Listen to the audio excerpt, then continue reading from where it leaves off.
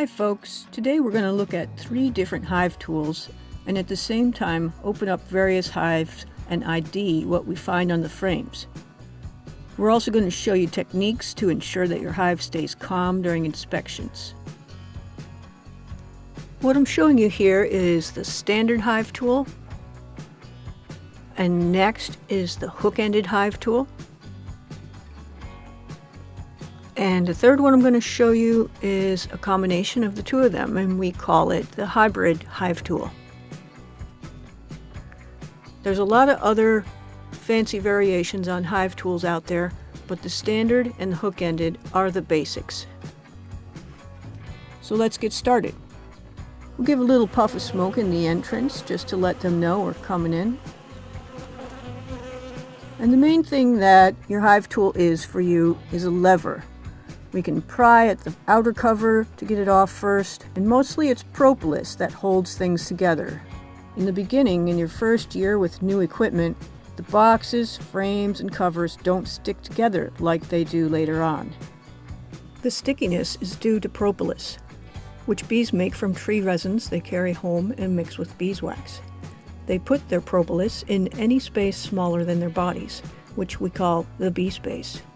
To keep our frames movable, keep them tight, and respect the bee space. You can see here in this photo that one worker has 2 shiny globs of propolis on her hind legs, which is usually where they carry home pollen. You only rarely see this with propolis on their hind legs, but they must bring home a lot of it because it's everywhere. Their instinct is to put it into any crack that's smaller than a bee space. On the other hand, if there's a space larger than a bee space, they will build comb. As you can see in this picture here, they've built comb right between 2 frames, and we call that cross comb or bridge comb. This is a colony in early spring, so the population isn't very large. We could see at a glance, though, that there are bees between the central few frames. The cluster is in the center. I'll show you how gooey propolis is. It's a warm day, so it's kind of sticky. If it was cold, it would be stiff. You could see on this hive, which had a homemade inner cover, the inner cover was stuck pretty badly to the top bars of the frames. This is a standard Hive tool, which looks like a thin crowbar. You can use each end for different purposes. I'll use it now like a wrench, prying this frame away from the wall and away from the frame next to it until it's loose. Now I'm using my Hive tool like a pry bar and prying up that first frame. It's pretty stuck. The first frame is always pretty stuck. If you immediately start prying a frame upwards without releasing it from any parts stuck to it, you may just break the top bar of the frame right off. A good way to avoid your top bar breaking right off is to use plenty of glue when you assemble frame parts before you nail them. I think I'll use a little smoke here to move these bees aside. Just a little puff clears them away. I also check when I'm putting my fingers down I'm not crushing any bees.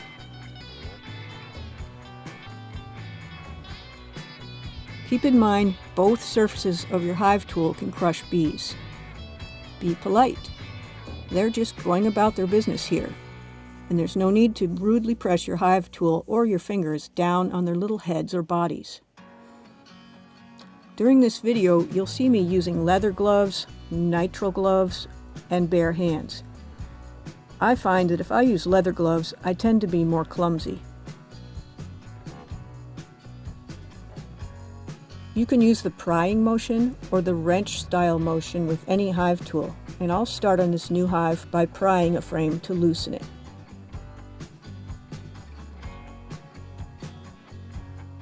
But this is a hook-ended Hive tool now, which has a special feature.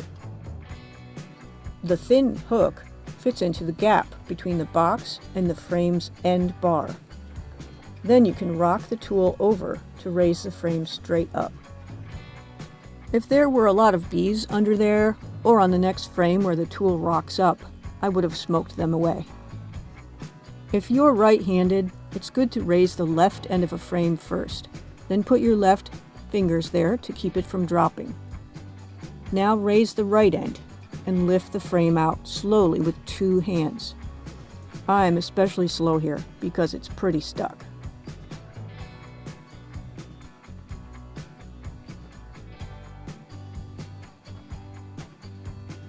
This frame by the wall was very lightweight. Its cells are completely empty. I'll just put it in the nuke box.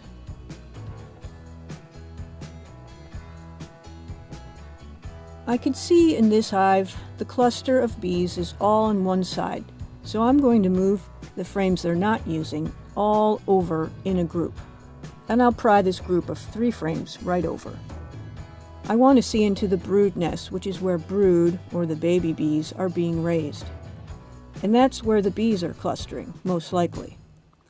I just put the hive tool in a little deeper and press against the end bar of the next frame. Don't press in where the comb is built.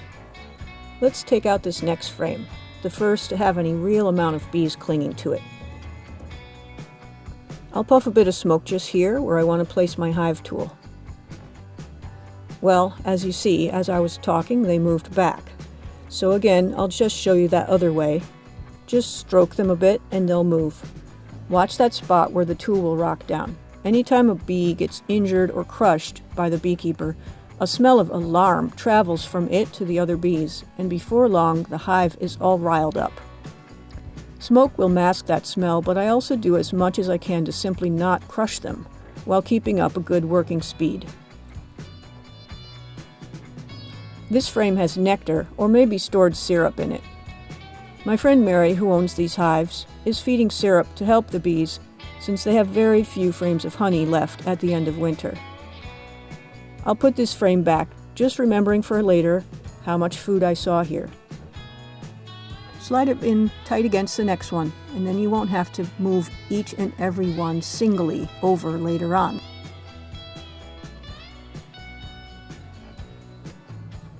When placing frames, you can use smoke at the spots the frame will meet the box, or you can carefully feel to see if there are any bees below. It's helpful to have a friend at your side to puff smoke in when you need it. Don't let your fingers or your glove tips get stuck. You'll get in the habit of shifting your grip just before setting a frame in. Sometimes I scrape the end bars on the surfaces that will meet other frames while I'm working. This is not to say that you should be constantly scraping off propolis and tidying up. Just be aware you do have some control, and with a bit of careful cleanup now and then, especially on the side bars where frames touch each other, and if you place frames carefully, the bees will have less cracks to cram propolis in. Scraping the frame rest area is also sometimes good. End bars can be scraped free of propolis right where they sit by scraping downward in a controlled fashion. This occasional cleaning helps frames all sit tightly with proper bee space later. Just to review, it's the frames not placed tightly together against their neighbors that encourages bees to deposit propolis in the gaps. For this box, I scraped all the end bars and squeezed the frames together in the middle. At each wall, there is a gap, which will help me in the future to remove the first frame later. Any hive tool can do all the work you need, but when it comes to prying stuck boxes apart, I think the hook-ended one is not quite as good as a standard hive tool, because you need to wiggle it in and press pretty hard against your palm. The thin tapering end of the hook-ended tool is not as useful as the rounded wide end of the standard tool. Hold your tool at the far end for the best power when you are prying. Set the upper box on your inverted outer cover. Since I didn't find anything but nectar or syrup stored above, we're going to look now in the lower brood box. I've taken out frame number 1 and set it in the nuke. Now I'll show you a tool here that's a hybrid of the standard and the hook-ended tools. I'm moving 2 frames over because the bee cluster isn't on these. Now we'll use the hook. In a routine inspection, I check for food and brood. I'm still searching for brood. Bees store their pollen, nectar, and honey above and around the brood cluster. Here's another hive where I used a final movement to help get that end by my right hand to come up, prying under it against the box. As usual, the first frame is the most difficult. But you can see there are lots of ways to use any tool.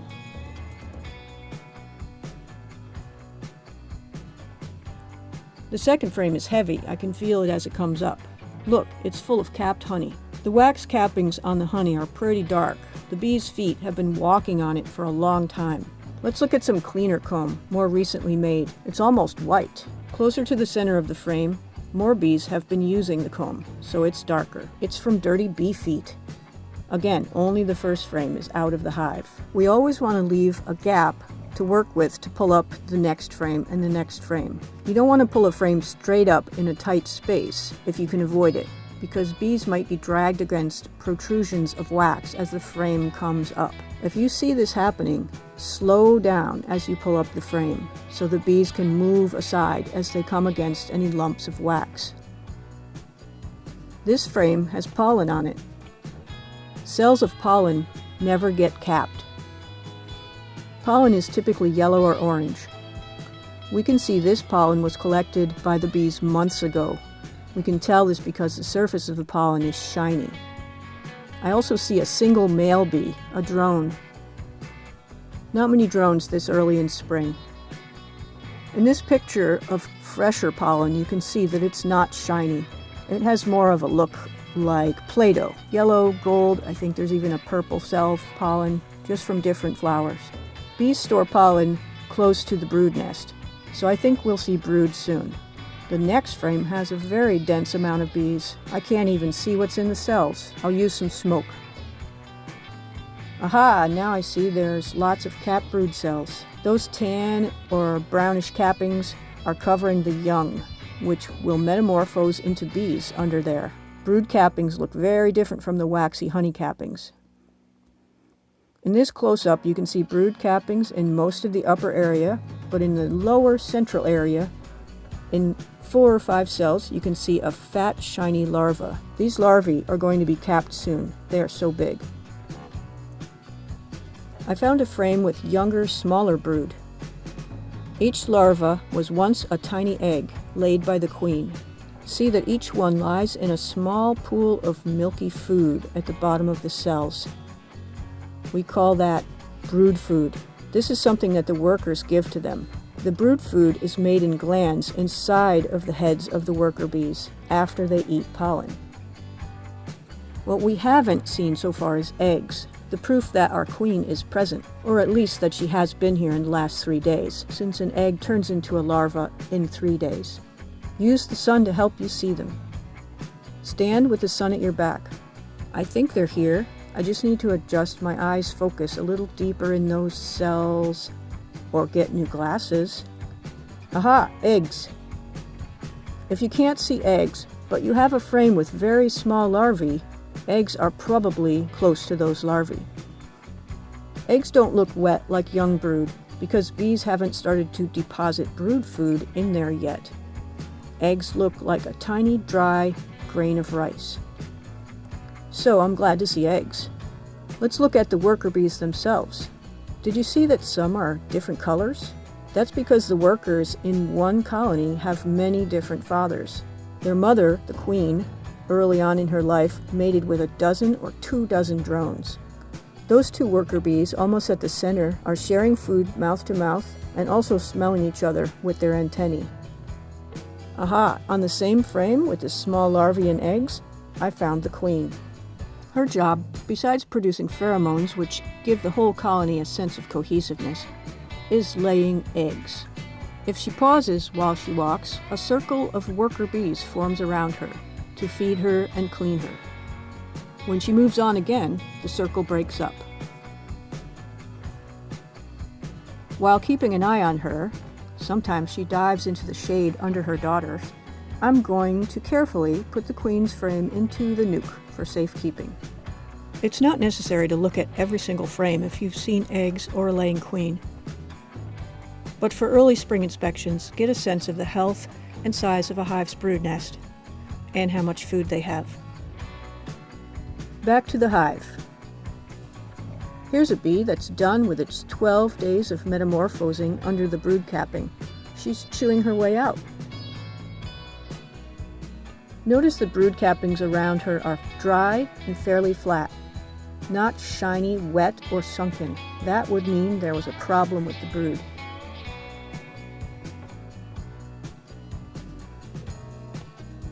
Hey, that bee is out!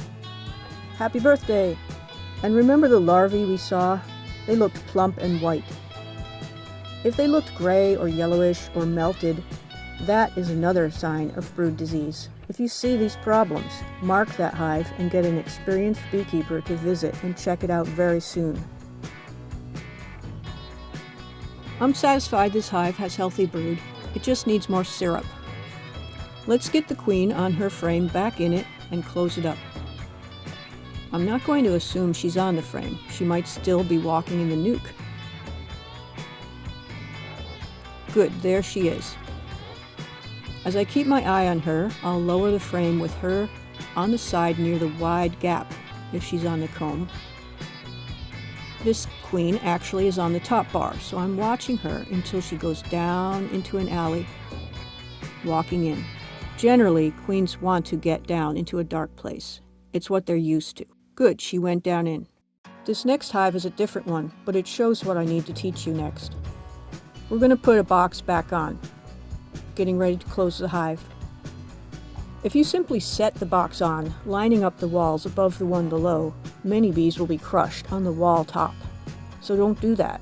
Sometimes I smoke the whole top surface of all the frames in the lower box to move bees down. Or, like I'm doing here, I'll set the next box on just in from the front and side. I smoke these two areas to drive the bees inwards, and then slide the box that last inch or so. Don't lift it, just slide. The inner cover can be set on in a similar way, just offset a bit. Some bees will be on the wall's top edge, and some bees may be on the rim of the inner cover. But putting it on offset by a few inches lets you slide it in. We're just pushing the bees sideways, and a little smoke always helps.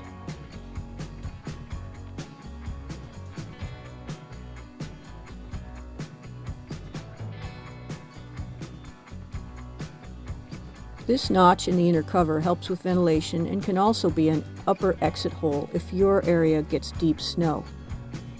Be sure it is still accessible by sliding the outer cover towards it. The notch in the inner cover is still protected from the weather by the overhanging edge of the outer cover. I hope this video has shown you more of how to use hive tools and some valuable details on what you will see in your brood chamber. Thanks for watching.